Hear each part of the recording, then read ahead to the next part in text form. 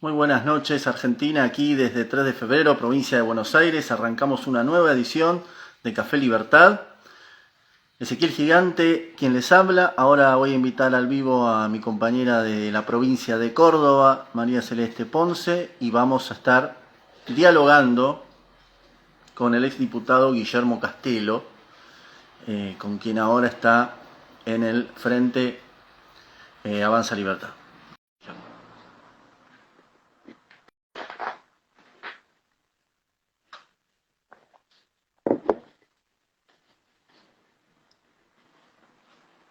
Buenas, buenas. Hola, ¿cómo va? ¿Bien Te usted? estás riendo de mis lentes. No, le quedan bien, ¿eh? Le quedan bien, doctora, le quedan bien. No, no me gustan, pero te juro que tengo un cansancio de vista que no, me lloran los ojos si me los saco, así que prefiero Bueno, dejármelos. pero queda muy intelectual, está bien, muy bien. Bueno, vamos a pasar a avisos parroquiales. Eh, Dale.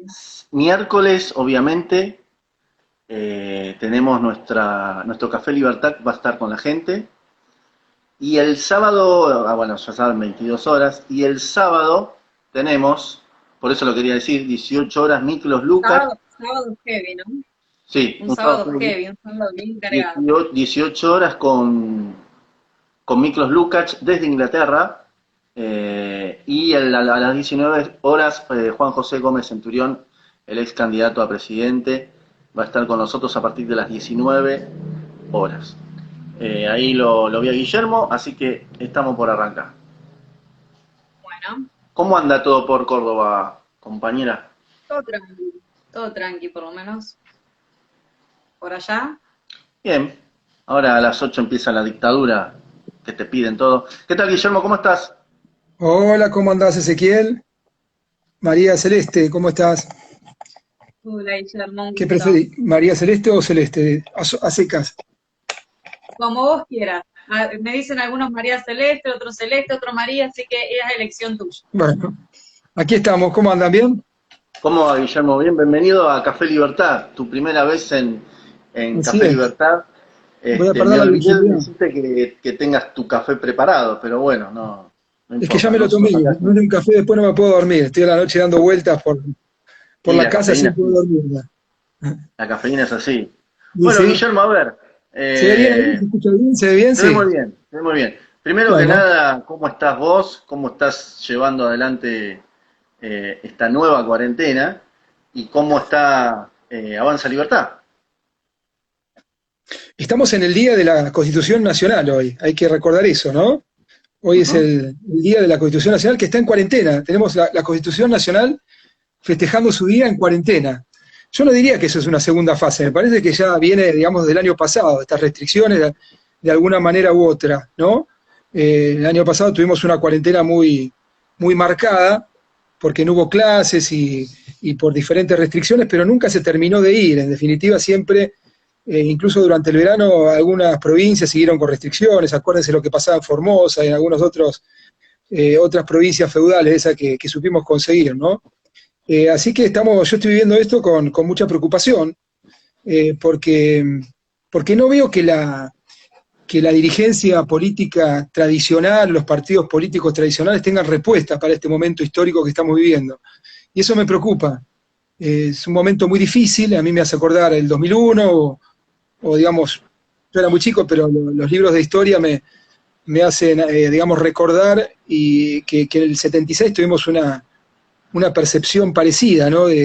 Digamos, de que estaba todo derrumbándose económica, socialmente, y la clase política tradicional defeccionaba. No sé si ustedes se acuerdan los dichos de Balbín en ese momento, digamos, o incluso de muchos dirigentes sindicales que decían que se habían borrado, ¿no? Algunos habían cruzado el charco y se habían ido a Uruguay. Es decir, hay momentos históricos difíciles donde la política no da respuesta, no tiene respuesta. Y digamos, los cambios que hay que introducir para que esto no termine en un colapso absoluto, tanto sanitario como económico, no lo puede hacer el dirigente político tradicional, no lo puede encarar, y los partidos políticos tampoco, porque tienen demasiados compromisos con el status quo. Así que yo lo veo complicado. Si no aparece una fuerza política o o un movimiento, algo más grande, digamos, compuesto por gente de afuera de la política, con ideas distintas y renovadoras, veo que esto va a ir a un colapso definitivo en no mucho tiempo. Así que realmente estoy preocupado. Bien. Guillermo, ¿vos considerás básicamente que la república, el sistema republicano está, digamos, en un problema frente a toda esta situación? Digo, la mayoría de los DNU, analizándolos, son inconstitucionales, no hay respeto por las instituciones, el Congreso pareciera no estar. En parte, la gente tiene un poco de miedo porque no se ve una oposición, que es lo que vos decís, una oposición bien fuerte y bien formada. Entonces, me gustaría saber tu postura al respecto.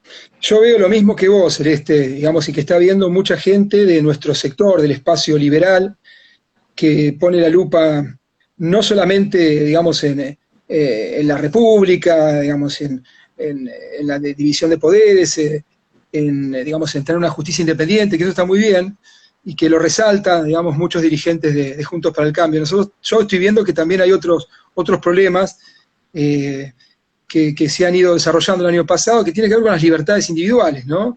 Cuando hablo de libertades individuales no hablo solamente de libertades de movilización, hablo de libertades de comerciar, de abrir, digamos, de poder trabajar, de poder trasladarse, de ganar el centavo, el peso que cada uno, digamos, que necesita para poder vivir sin caer, digamos, en pedirle al Estado que te subsidie, ¿no? Eso está faltando.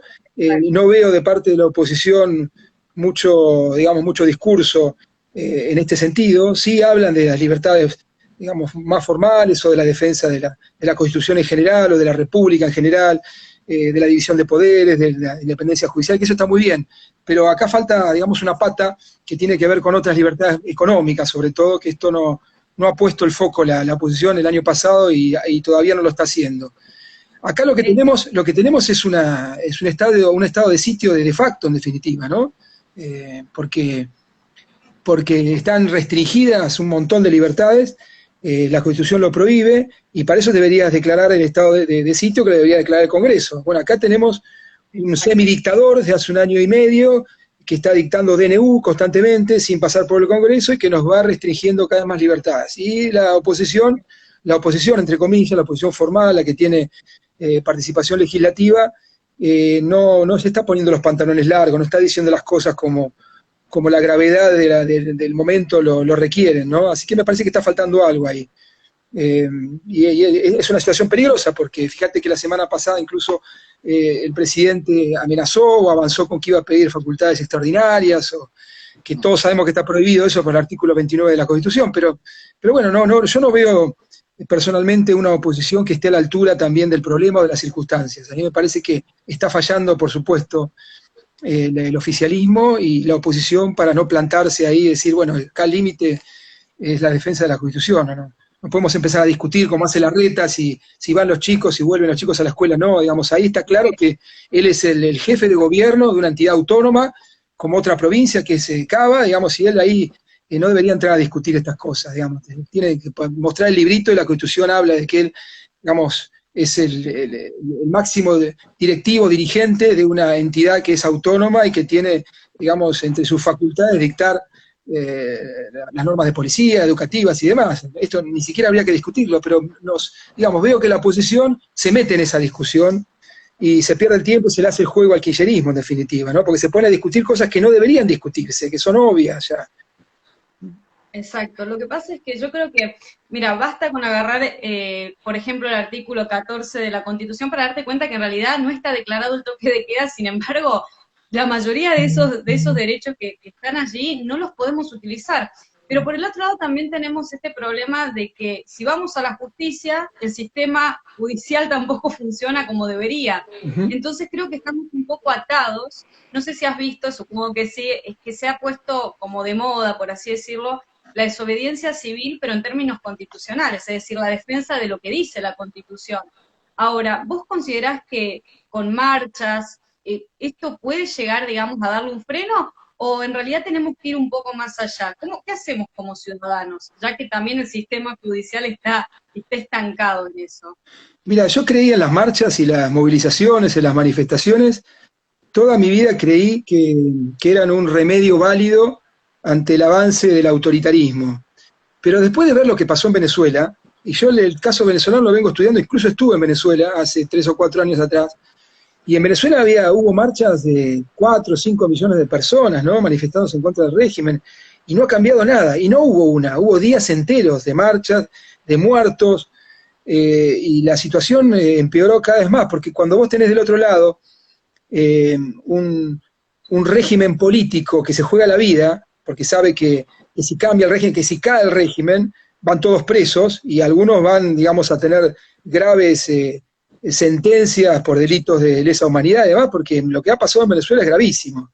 Han asesinado, el gobierno ha asesinado miles y miles ha torturado miles y miles de personas. Entonces, cuando vos tenés un régimen que se juega la vida, es decir, que no tiene nada para perder, digo, tiene mucho para perder, porque si pierde todo, pierde la libertad, los bienes que se robaron y demás, ahí no se puede, digamos, negociar con eso, ¿no? Y tampoco meter presión, porque la presión no alcanza, y hay que tomar medidas un poco más drásticas, un poco más audaces. Yo no sé cuáles serán, pero las movilizaciones con las cacerolas, me parece que cuando un gobierno está jugado, me parece que no alcanzan. Y digamos, la historia ha demostrado más de una vez que no alcanzan. Eso hay que ir por otras medidas, ¿no? Habría que discutir cuáles, ¿no? Pero las manifestaciones ante un gobierno dictatorial claramente no son suficientes.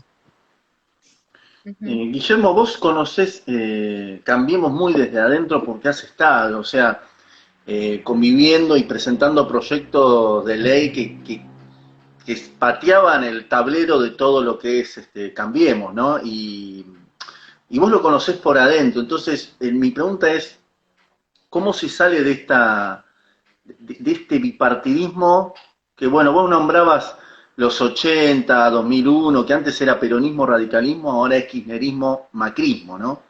Si vos criticás a Alberto Fernández, es como que estás a favor de Macri. ¿Cómo se hace para salir de eso, no? Conociendo, y te lo pregunto a vos porque no es que hablamos sin saber, sino es persona que estuvo dentro de Cambiemos y que justamente hubo cosas que no cambiaron y por eso pasó lo que pasó. Sí, en realidad el país tiene un problema mucho más profundo que peronistas radicales o que kirchneristas o civiles y militares o kirchneristas y en este caso eventualmente, circunstancialmente, Cambiemos o Juntos para el Cambio. Parece que el problema que tiene el país es un problema ya estructural, de hace 70 años que lo viene arrastrando, y que cualquier presidente que llegue, por más buena voluntad que tenga, a gobernar este país dentro de este sistema, que es un sistema que está acabado, va a fracasar, digamos. Pero por eso yo no digo que la culpa sea de Macri, de Juntos para el Cambio. Me parece que acá el sistema es lo que está fallando, y falla hace mucho tiempo. Es un sistema que lo conformó en su última fase el peronismo a partir del año 45, ya venía con algunos problemas de funcionamiento del año 30, pero ahí en el 45 se terminó de conformar una alianza entre ciertos sectores corporativos de la Argentina, el peronismo, que aglutinó a la Iglesia Católica un poco, a ciertos sectores corporativos de los empresarios, a las cámaras profesionales, etcétera, etcétera. Hay un montón de corporaciones que se han repartido el país desde esa época, ¿no? A los militares, por supuesto, y ese acuerdo no se ha roto todavía, un acuerdo corporativo entre el peronismo y diferentes facciones que se han, como te digo, repartido el país y han dejado mucha gente afuera. Por ahí en ese momento dejaron poca gente afuera, porque todos juntos formaron ese sistema político que funcionó durante un tiempo. Pero ahora la gente está cada vez más excluida de ese reparto, de ese sistema político que le sirve cada vez a menos gente. Por eso los jóvenes no encuentran lugar para meterse ahí. Quieren penetrar el sistema y no pueden y se terminan yendo. Por eso hay tantos jóvenes que se van del país o que incluso están viendo con mucha simpatía estos movimientos nuevos como el libertarianismo o el liberalismo, ¿no? Porque son jóvenes que están excluidos, que digamos, se encuentran con un país que no genera oportunidades para los más jóvenes hace muchísimo tiempo, y que, como te digo, el país está repartido entre 4 o 5 corporaciones. Me parece que hay que romper con eso, y vuelvo a repetir, Me parece que esto de la polarización que vos nombrabas recién, en este caso concreto, en esta década, entre Cambiemos y el kirchnerismo, es otra trampa, digamos, de las corporaciones. La polarización es una trampa más, una nueva trampa, para meternos a todos ahí y hacernos discutir si cambiamos una coma o ponemos un punto, pero no se está discutiendo hacer las reformas estructurales y profundas que terminarían con este esquema montado desde hace 70, 80 años. ¿Qué es lo que hay que hacer? Por eso yo cuando te digo, esto no lo va a solucionar la clase política tradicional o el dirigente político tradicional ni los partidos tradicionales, porque están enfrascados, son parte de este sistema. Tiene que venir algo de afuera, ya sea un outsider o un nuevo movimiento político, algo que rompa esta estructura, porque si no vamos a seguir irremediablemente fracasando, por más buena voluntad que tengan los que participen de este esquema, ¿no? Pero este esquema es inmodificable, hay que detonarlo. Por eso a mí me gusta ese verbo que muchas veces utiliza Milei y José Luis también, que es detonar, ¿no? Detonar el sistema político, el sistema electoral, detonar un montón de cosas, que digamos, que ya no pueden ser objetos de un simple cambio, de un simple maquillaje, que es lo que trató de hacer Juntos para el Cambio, con buena voluntad incluso, muchos de los dirigentes, ¿no? Y que yo lo vivía adentro. No basta, digamos, el país está roto, está destrozado, en todos los sentidos. Tenemos un 50% de pobreza ya, 40 y pico, pero ya a fin de año vamos a tener, con la inflación galopante, vamos a tener un 50%, los menores de 18 años son pobres en un 66%, es decir, dentro de 20 años las 2/3 partes del país va a ser pobre. Los indicadores económicos, sociales, educativos, culturales son espantosos. Esto es la peor crisis que ha tenido el país en los últimos 150 años. Y por eso me parece que esto no lo puede resolver el dirigente político tradicional dentro del partido político, porque tiene demasiados compromisos con este status quo, con este esquema.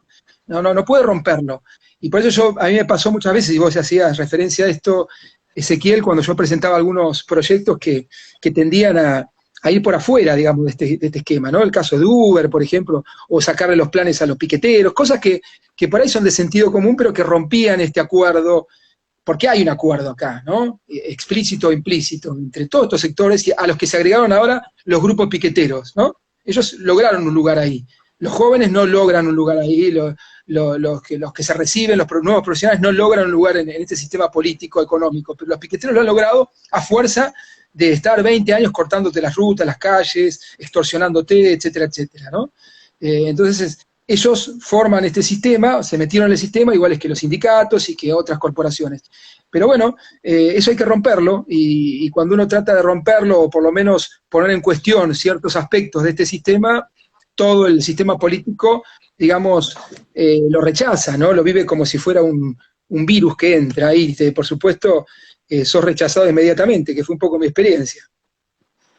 Uh-huh. Hablando un poco de los sistemas políticos y demás, a mi humilde opinión, creo que lo que se debería modificar es el sistema electoral que tenemos, el cual es bastante, no es favorable ni a la democracia, ni a la república, ni a nada, como el sistema de sábana, las pasos, donde se pierde muchísimo dinero, y además es inútil. Me gustaría saber tu opinión al respecto, y qué cambiarías en caso de que lo veas así. Bueno, otro de los esquemas que hay que detonar es el sistema electoral, ¿no? Hay que reformarlo, pero digamos, no basta con una reforma de maquillaje, mucho menos lo que hizo Cambiemos en el mandato anterior, que fue justamente poner el tema de la paridad de género, que a mí me parece una cosa horrenda, digamos, una de las 4 o 5 peores leyes de la democracia, ¿no? No me canso de repetirlo, la gente me mira como diciendo, este está loco, porque por lo que digo no es muy políticamente correcto, pero si yo tomo las 4 o 5 peores leyes de la democracia, me parece que esta es una de ellas, ¿no? Porque destroza el concepto de mérito, digamos. Es más importante si sos hombre o mujer, si tenés, digamos, no quiero decir en términos, pero bueno, si tenés un órgano sexual u otro, entrás o no en una lista. Es una cosa de locos esto, es estrambótico, no existe en ningún país del mundo, salvo en Venezuela o en México, después no existe esto. Y eso fue un cambio que se supuso revolucionario, y no se revolucionó nada porque la cosa sigue peor y va a seguir cada vez peor.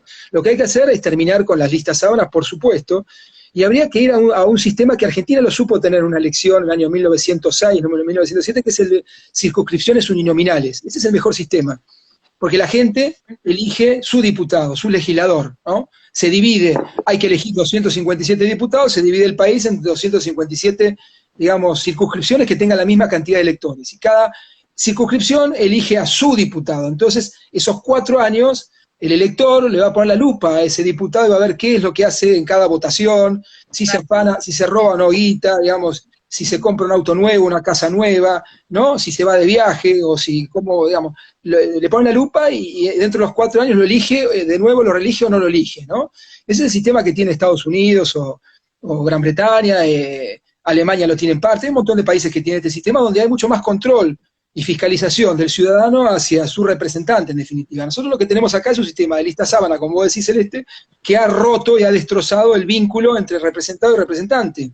Porque vos, a lo sumo, conocés el primer candidato a diputado, o a concejal, o a legislador provincial en las elecciones. Pero después, sobre todo en la provincia de Buenos Aires, hay 17, 18 que entran en esa lista, que uno no, digamos, es un tren fantasma, lo hacen a propósito para poder colar un montón de gente que nadie los votaría en sus sanos juicios si van encabezando una lista. Entonces hay que terminar con eso.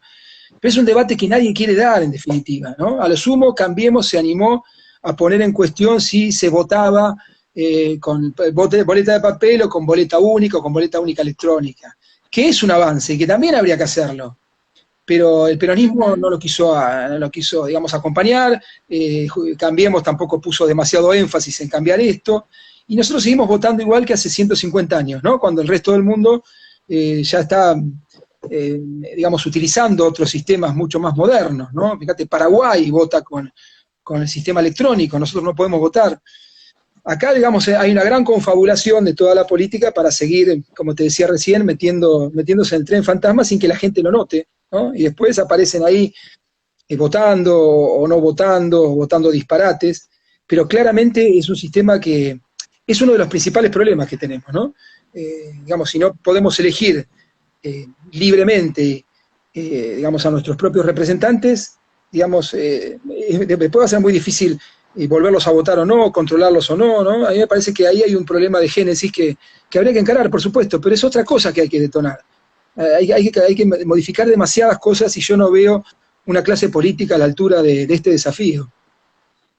Bueno, hablando de detonar y antes de darle la palabra a Ezequiel, yo considero que una de las cosas que hay que detonar es el Ministerio de la Mujer. Me gustaría saber tu opinión al respecto. Pero por supuesto. Yo lo escuchaba en Milei el otro día que decía que el Ministerio de la Mujer que tenía un presupuesto del 3% del PBI. Yo no lo chequeé esto, pero es una locura, digamos. ¿Para qué sirve eso, no? ¿Cuánta gente trabaja ahí? ¿Cuántos son los salarios que consumen? Es una cosa que no se compadece con los problemas que tiene el país en este momento. Estamos viviendo una pandemia, hay 64.000 muertos, la economía está destrozada, tenemos un 50% de pobreza, tenemos un 40 y pico % de informalidad laboral, hay un montón de problemas que hay que encarar, me pareciera que la clase política está viviendo, estuviera en un cine, ¿no? Viviendo otra realidad paralela, porque, el Ministerio de la Mujer no va a resolver ninguno de estos problemas, que son los problemas graves que tiene el país, ¿no? Si vamos a reformar o no las leyes laborales, si vamos a achicar o no el Estado, si vamos a hacerlo más eficiente, bueno, nada de eso lo va a resolver un Ministerio de la Mujer y gastar un 3% del PBI ahí es dilapidarlo directamente, es meter la mano en el bolsillo de la gente, robársela, ponerse un antifaz y ir con una pistola y decir, dame la plata, ¿no? Porque no tiene ningún justificativo eso, digamos. Si hay problemas, porque los hay, de femicidios bueno, esto lo resuelve la justicia común, la policía común, hay formas, en una república de resolver delitos o de resolver problemas, que puede traer aparejado la violencia intragénero, pero no es necesario crear un Ministerio de la Mujer para tomar conciencia de eso, ¿no? Sobre todo con las carencias que tiene el país en este momento. Guillermo, a ver, estamos en mayo, hoy es 1 de mayo, falta nada para las PASO, a lo sumo te la suspenden un mes, a lo sumo 2, hay que ver qué pasa con el presidente con estas cosas de atribuciones extraordinarias, qué va a pasar si hay elecciones, pero vamos a hacer de cuenta que hay elecciones en septiembre o en agosto. ¿Cómo está el Frente Vamos, tanto a nivel nacional como, bueno, en tu caso, provincia de Buenos Aires? ¿Hay negociaciones, hay alianzas que se están cerrando? ¿Cómo está eso? No, ahí se entró en un impasse. Hubo una foto muy comentada que salió en todos los medios que dio origen a este esquema que se llama Vamos, ¿no? Donde están, bueno, Avanza Libertad, está el Partido Libertario, el Partido Demócrata, el Partido Autonomista. Fue una expresión de voluntad de ir hacia un determinado lugar todos juntos, ¿no? Eso fue lo que significó esa foto y un documento, digamos, que fue consensuado por los participantes de este frente. Después, a partir de ahí, siguieron algunas negociaciones, charlas, pero, digamos, la cosa yo la veo un poco estancada, lamentablemente, ¿no? Me parece que ahí falta un poco de decisión de cada uno de los participantes de esto, darse cuenta que la Argentina no tiene muchas posibilidades más de salir de, digamos, cada momento, cada día que pase Argentina va a estar peor, y cada día que pase y la gente, el electorado, la ciudadanía, vea que nosotros, en definitiva, que tenemos la responsabilidad histórica de darle a la ciudadanía otra opción, no se la damos, me parece que eso va a pesar sobre nuestras espaldas, y no ahora, en esta elección. Y va a pesar, digamos, en los próximos 20, 30 años, si nosotros no logramos ponernos a la altura de las circunstancias y conformar un frente con todos estos partidos, ¿no? Digamos, la intención está y estuvo, y a mí me parece que todavía está en posibilidades de realizarse, que es un gran frente liberal, conservador, republicano, ¿no? De centro-derecha.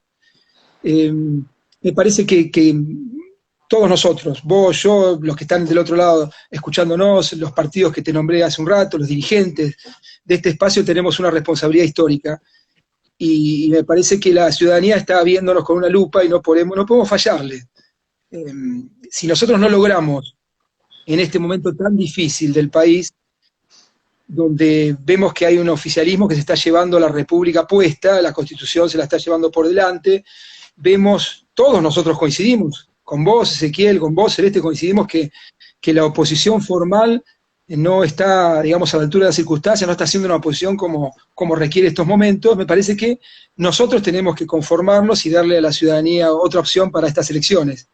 Si no logramos dárselo, digamos, yo voy a estar muy preocupado porque me parece que hay un espacio para, digamos, hay un espacio, digamos, abierto para una nueva propuesta. Parece que nosotros tenemos que llenarlo eso, pero por supuesto tenemos que dar el primer paso nosotros, y la organización depende de nosotros, no de la gente.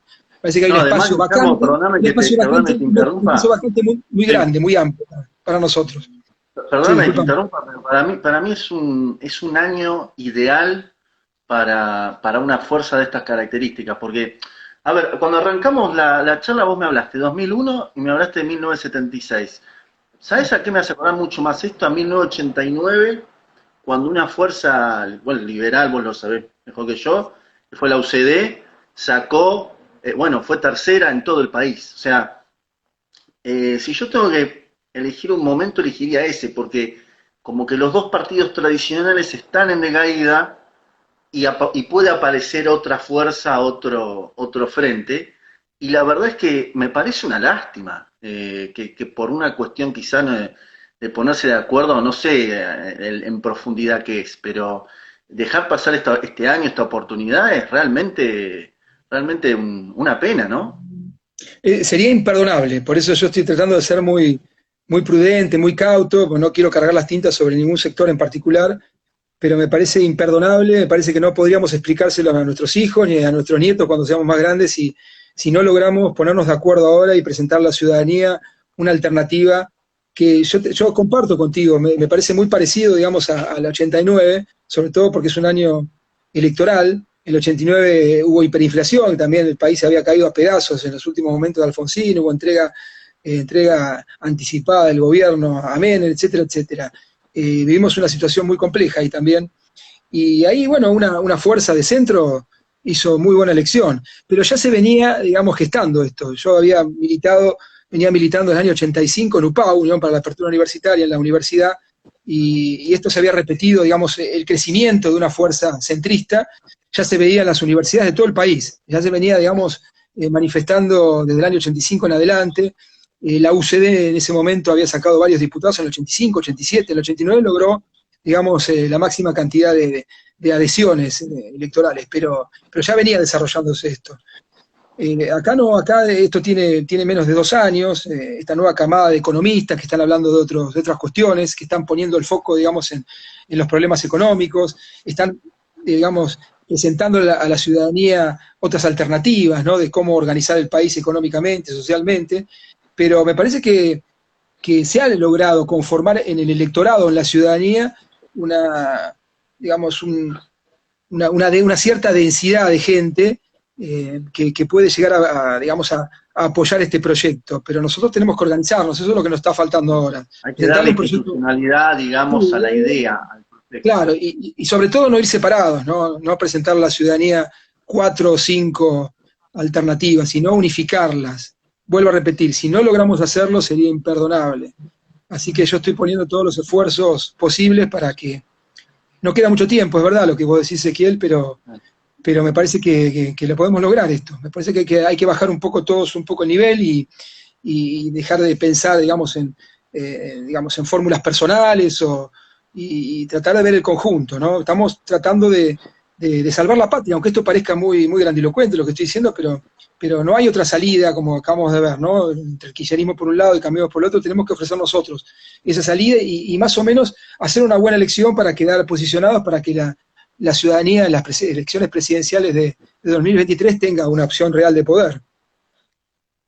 Bien, siguiendo esta línea, digamos, hay muchas personas que consideran la posibilidad de algún tipo de unión, por así decirlo, con alguna parte o algún sector de Cambiemos. Yo creo que, por ejemplo, si tuviese que rescatar a alguien de esa área, podría decir Bullrich, ¿no? Yo quisiera saber vos qué pensás, o si es solamente con partidos netamente liberales, gente nueva. No, yo no diría partidos netamente liberales, me parece que esto tiene capacidad de ampliarse bastante más que el que se sienta liberal, ¿no? Sobre todo cuando en Argentina la palabra liberal no goza de mucho prestigio, lamentablemente, ¿no? Porque la han hundido entre algunos que han hecho cualquier cosa con esta doctrina, ¿no? En los últimos 60, 70 años. Pero me parece que hay que ampliarlo, como te decía antes, a sectores independientes, republicanos, demócratas, conservadores. Me parece que ahí se puede armar un polo importante. Y me parece que vamos a nombrar a la Bullrich porque Patricia, dentro de lo que fue el gobierno anterior, la experiencia de Cambiemos, es la que salió mejor parado, la que tiene por lo menos digamos, más predicamento en sectores de la sociedad donde nosotros podríamos llegar. Pero me parece, sin embargo, que este año es un año para contar los porotos, ¿no? Para ver qué tiene cada uno, qué tiene Cambiemos por un lado, qué tiene el kirchnerismo por el otro, qué tiene nuestro sector también, con cuánto, digamos, con nuestras propuestas que son diferentes, porque uno puede coincidir con Patricia Bullrich en determinadas propuestas, pero tenemos nosotros, digamos, podemos coincidir en algunas cosas, pero tenemos otras ideas distintas en cuanto a la organización económica, social y demás, que claramente no coinciden con Cambiemos y, digamos, yo soy una expresión de eso, ¿no? Digamos, tuve problemas ideológicos con Cambiemos durante 4 años, o sea que yo estoy acá justamente porque me parece que hay posibilidades de diferenciarse de eso, y yo lo he vivido, así que nosotros vamos con nuestra propuesta, Cambiemos irá con la suya, que también Cambiemos... Es difícil que unifique una propuesta, porque ahí dentro de Cambiemos están sectores radicales, que son más socialdemócratas, o socialistas, si se quiere, hay sectores del PRO que son ideológicos, digamos, Cambiemos no conforma una estructura ideológica muy clara como la que nosotros estamos proponiendo a la ciudadanía. Así que me parece que tenemos que ir separados, se votan diputados, legisladores provinciales, se votan concejales, es decir, se votan, digamos, legisladores, es decir, gente que va al Congreso y que, digamos, al no elegirse poder ejecutivo, digamos, uno va a votar, puede votar por Cambiemos y puede entrar un diputado de Cambiemos, puede entrar un diputado de Avanza Libertad o de Vamos.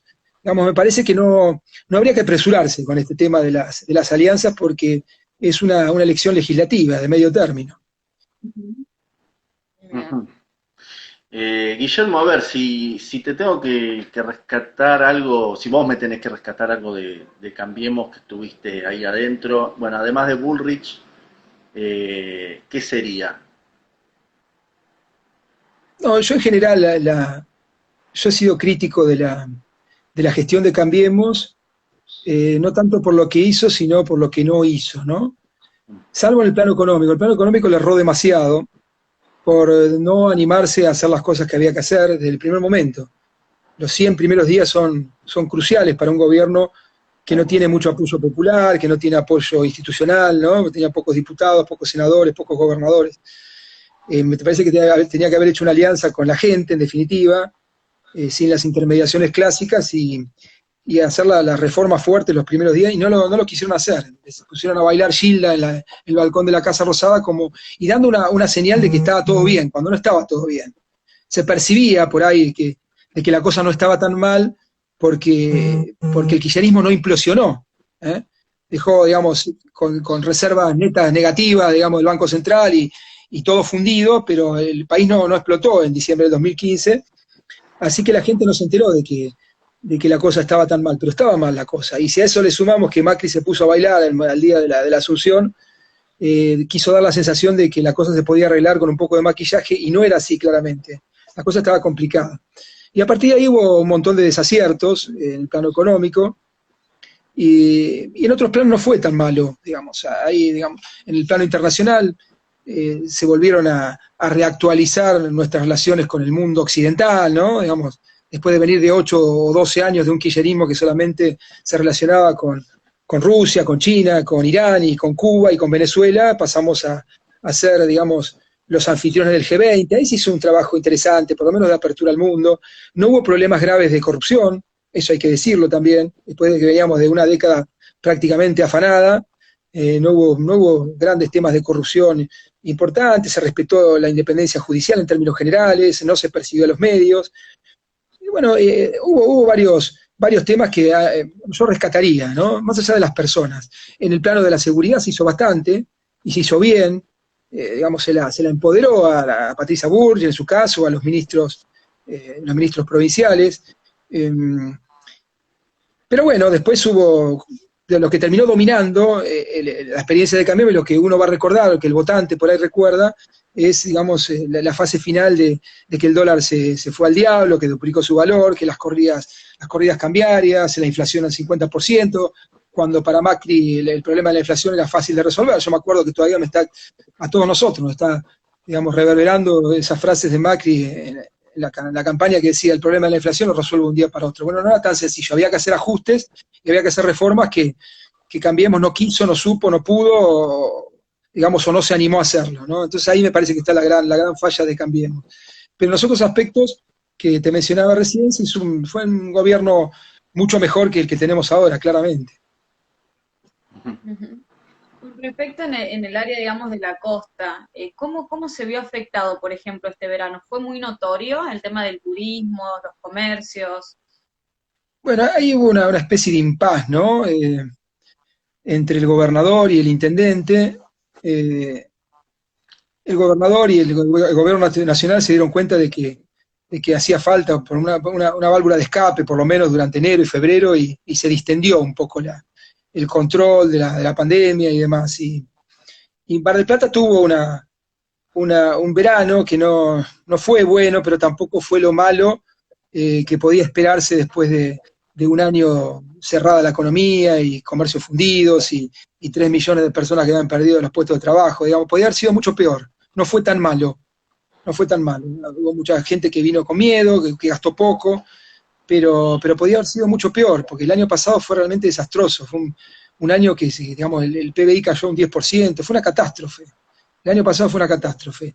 Y hubo una especie de impasse durante un verano que fue corto también, no fueron los 3 meses habituales que son normalmente desde mediados de diciembre hasta mediados de marzo. Fue un verano muy corto, que algunos comerciantes marplatenses y de toda la costa aprovecharon por lo menos para recuperar algo de esa fundición, ¿no? Pero que ahora vemos que lo que está, digamos, tratando de hacer el gobernador es cerrar de vuelta la economía. Ayer la declaró Mar del Plata en emergencia sanitaria, con lo cual todos tememos de que se vayan a cerrar los comercios y los locales gastronómicos de vuelta. Hay mucha preocupación en Mar del Plata, porque hay mucha gente que vive de eso, ¿no? Así que hay mucha preocupación. acá digamos, durante el año pasado, nos metieron en una cuarentena antes de tiempo, digamos. Sobre todo en Mar del Plata y en algunas ciudades de la provincia, cuando todavía no había casos, o había pocos casos, se cerró la ciudad, ¿no? Entonces después no se pudo aguantar, fueron 8 o 9 meses largos, hubo meses donde no había casos y sin embargo la cuarentena persistía con todas las limitaciones y demás. Me parece que acá hubo unas decisiones del gobierno muy malas y lo terminó de complicar el hecho de que no haya vacunas, ¿no? Fernández había prometido a fin de enero 20 millones de vacunados y claramente no está eso. Así que ahí hubo digamos, un error sanitario muy grave que va a llevar a un colapso tarde o temprano, porque ahora vienen los días más complicados, ahora viene el invierno, todavía en Mar del Plata hoy tuvimos 23, 24 grados, hay que ver qué pasa de acá a un mes, 2 meses, esa cosa se va a complicar, no han gestionado las vacunas, se la han robado, han hecho una gestión realmente calamitosa, ¿no? Por eso concuerdo contigo, Ezequiel, que si al colapso sanitario le sumamos que la economía no va a repuntar y el nuevo cierre de los comercios, de las industrias y demás, el gobierno va a llegar muy mal a las elecciones. Así que ahí hay un espacio vacante muy amplio para nosotros poder desarrollar nuestras ideas y proponer a la gente un cambio realmente sustancial de lo que hay que hacer en el país. Bueno, Guillermo, sabemos que tenés otros compromisos, así que no te queremos demorar más. Te agradecemos enormemente tu paso por Café Libertad, espero la hayas pasado muy bien. Y bueno, hay que meterle a ver si hay unión y si sacamos este país de una vez por todas, ¿no? Para adelante. Sí, ahí Ezequiel y Celeste, yo quiero hacer un último llamado, digamos, a la reflexión y esto de una alianza grande, como yo te la comentaba recién, la necesidad también histórica de que se constituya, no depende solamente de 4 o 5 dirigentes iluminados, depende también de todos, de ustedes que tienen un medio de comunicación, que pueden ejercer presión, de los militantes rasos, si se quiere, que pueden presionar hacia arriba y que pueden hacer manifestaciones en las redes sociales y que pueden acompañar la necesidad de la conformación de este frente, ¿no? Me parece que digamos, por supuesto, los dirigentes y las cabezas de los partidos tienen más responsabilidad que el resto, pero me parece que nos compete a todos, ¿no? Y les digo esto porque yo veo que en las redes, donde los liberales somos muy adictos y estamos mucho tiempo en Twitter y en las distintas redes sociales, se ha convertido en una cloaca en los últimos meses, ¿no? Donde muchos dirigentes liberales se tiran con piedras, se putean entre ellos, se acusan de cuestiones que no son comprobables, ¿viste? Me parece que ahí hay que bajar un poquito también los decibeles, hay que, digamos, tratar de componer un affectio societatis entre todos los eventuales y potenciales dirigentes de esta conformación, vamos, ¿no? Me parece que hay que pensar en grande, hay que pensar en las elecciones, hay que pensar en esto que estuvimos hablando de que hay un espacio vacante muy grande, y no podemos estar yo no lo hago, pero veo que se hace muchas veces en internet, que nos estamos peleando por nimiedades, lo que es el espectro liberal o el espectro de centro, digamos, cuando vemos que el kirchnerismo, digamos, atiende a todos, ¿no? Está, digamos, desde Bernie hasta las abuelas de Plaza de Mayo, hasta Bonafini, ¿no? Digamos, el kirchnerismo o el peronismo se da cuenta que para gobernar o que para llegar al poder necesita meterlos a todos y las diferencias se dejan de lado en pos de ese objetivo, ¿no? Nosotros no logramos hacer esto. Cambiemos que uno, digamos, proponía hace, digamos, 1 año o 2 años cuando perdió las elecciones, bueno, cambiemos, va a desaparecer, se van a desvincular tal partido, va a explotar por el aire. Bueno, no pasó eso. Cambiemos, sigue, digamos, de alguna manera siendo el foco de la oposición, sigue manteniendo sus diputados, sus gobernadores y demás, y ellos entienden, de alguna forma, pese a las diferencias que tienen mucho más asentadas que nosotros. Hay diferencias, hay un partido que es socialista, hay un partido de centro, otro socialdemócrata, otro que no tiene ideología, y Cambiemos sigue adelante, ¿no? Y nosotros que, digamos, que tenemos una raíz ideológica muy parecida, muy similar, buscamos diferencias donde no las hay. Parece que eso tenemos que dejarlo de lado, bajar los decibeles y poner nuestras energías, que no queda mucho tiempo, queda 1 mes y medio, 2 meses, para tratar de conformar ese gran polo que le dé a la ciudadanía una opción distinta a esta polarización que, como dije hace un rato, es una trampa del establishment. Bien. Bueno, te agradecemos nuevamente, y coincido con esto último que dijiste, y sí, hay que bajar también un poco los egos, Ujú. el hecho de querer ser uno mismo, más que partido, pareciera que quieran estar al frente, digamos, su persona, ¿no? Así Y nos es. estamos olvidando de cómo priorizar, en este caso, la República está en juego, al menos desde mi perspectiva es así. Así que bueno, te agradezco haber estado acá, creo que Ezequiel también te lo dijo, y bueno, y cuando quieras y puedas, podemos repetir. Dale, a disposición de ustedes y del público que siempre nos sigue. Gracias, Ezequiel, gracias, Celeste. Bueno, gracias Guillermo. Nos despedimos. Esto fue Café Libertad. Se va a subir obviamente en el canal de María Celeste Ponce en YouTube y en el mío, que es Ezequiel Oscar Gigante. Así que bueno, los estamos esperando el miércoles a la noche. Un abrazo grande a todos. Gracias por estar. Chau, chau. Chao, chao. Abrazo. Chao. Chao, chao.